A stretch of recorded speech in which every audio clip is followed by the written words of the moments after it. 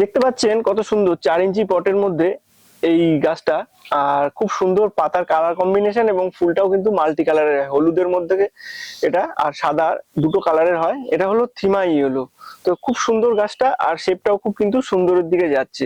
তবে গাছটাকে যদি আরো সুন্দর করতে হয় তাহলে কিন্তু এই ফুলের মায়াগুলো ত্যাগ করতে হবে, কারণ গাছটা এখন কিন্তু বৃদ্ধির দিকে বা গাছটাকে সুন্দর শেপ নেওয়ার দিকে আমাকে বেশি চিন্তা ভাবনা রাখতে হবে। যদি মনে করি যে ফুল দেখবো তাহলে কিন্তু হবে না।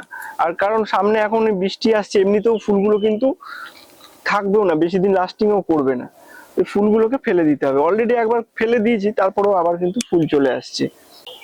আর এই যে মাথাগুলো ছাড়িয়ে যাচ্ছে, দেখুন কি সুন্দর এরকম নতুন নতুন কচি কচি পাতা ছেড়েছে। এগুলো কিছু না, এরকম করে করে এই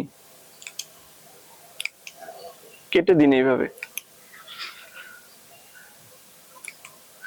দেখুন গাছটা শেপটা দেখুন, একদম ছোট থেকেই কিন্তু গাছকে তৈরি করতে হবে, তাহলেই কিন্তু বড় হয়ে সে গাছটা সঠিক মাপ নেবে। তার আগে মোটামুটি গাছ বড় হয়ে গেলে তারপরে কিন্তু শেপ দেওয়া খুব কঠিন হয়ে যায়।